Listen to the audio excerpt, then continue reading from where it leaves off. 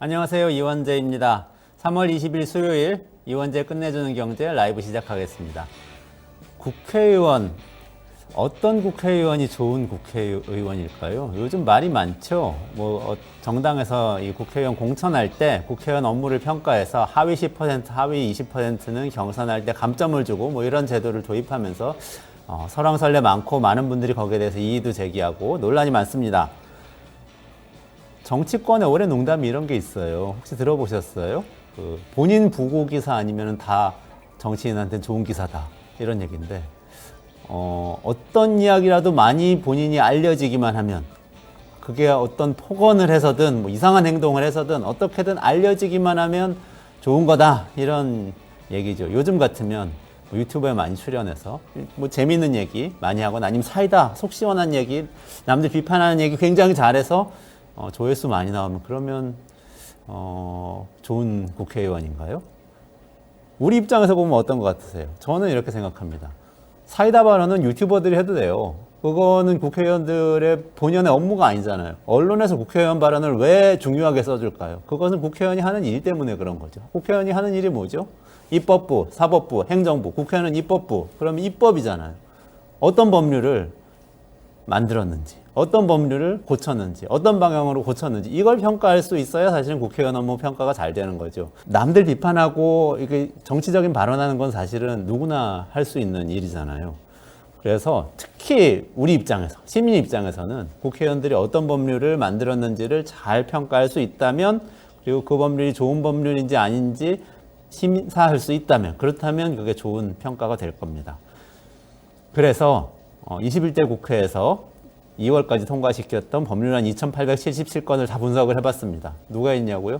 제가 했어요. 제가 연구하는 사람이잖아요. 제가 연세대학교 복지국가연구센터하고 같이 분석을 해서 랩 2050하고 같이 발표를 했는데요. 근데 혼자서 못하겠죠. 2877건을 어떻게 보고 다 분석합니까? 인공지능하고 같이 했습니다. 인공지능 활용해서 아마 법률안을 이렇게 전수조사를 하고 분석을 한 건 첫 번째 연구일 겁니다. 일단 발의돼서 통과된 이 법률들을 분석을 했는데, 통과된 법률들이 만들어진 법률들이잖아요. 근데 보통 발의를 할 때 여러 의원들이 같이 발의를 합니다. 그 중에서 근데 대표 발의자라는 사람들이 있어요. 그 사람들이 누구이고 그들이 통과시킨 법률이 우리 삶의 질 관점에서, 국민의 삶의 질 관점에서 어디에 속하는지를 분석을 해봤습니다. 우선 누가 이 법률들을 만들어 왔냐? 21대 국회는 분명하게 586세대 남성이 끌고 왔다고 생각하시면 됩니다. 우리의 법은 지난 4년 동안은 그들이 만들었어요. 왜 그러냐?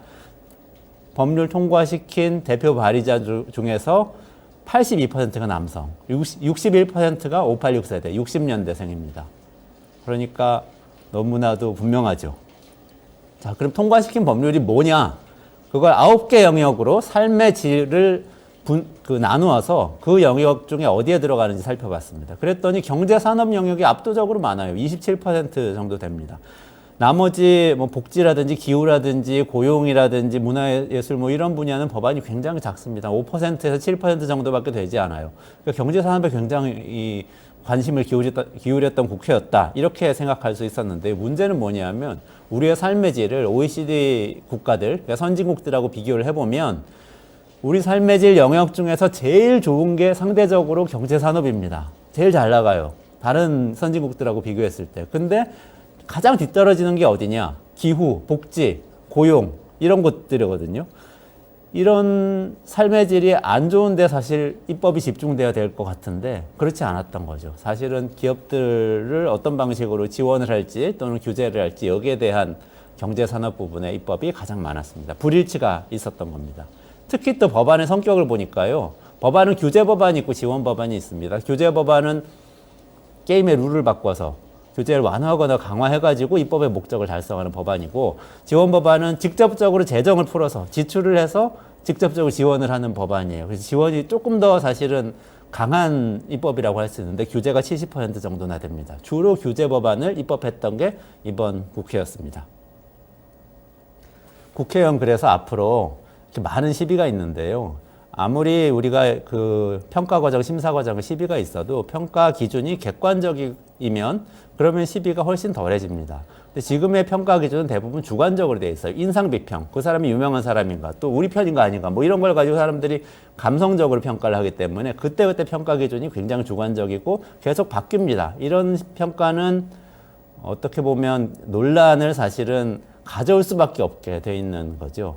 객관화해야 되고요. 객관화하려면 제일 좋은 기준은 우리의 삶의 질입니다. 국민의 삶의 질을 얼마나 어떤 영역에서 증진시키는데 도움이 되는 입법을 했는지를 평가할 수 있다면, 그걸 가지고 기업들이 연차 보고서 공시하듯이 국회의원들도 매년 공시를 하고 또 입법 발의를 할 때 어떤 삶의 질의 영역을 어떻게 개선할 건지 구체적으로 명시해서 공시하고 공개하고 이렇게 좀 바꿔가면은 국회의원이 좀 더 객관적으로 평가되고 더 좋은 국회를 만들어갈 수 있지 않을까 하고 생각하면서 연구를 해봤습니다. 삼성전자도 손흥민도 다 자기 성적에 따라서 평가받는데요. 국회의원들도 성적에 따라서 평가받는 그런 사회가 빨리 오면 좋겠습니다. 네, 자세한 내용은 랩 2050 홈페이지에 있으니까요. 필요하신 분들은 보고서도 같이 살펴봐 주시면 좋겠습니다.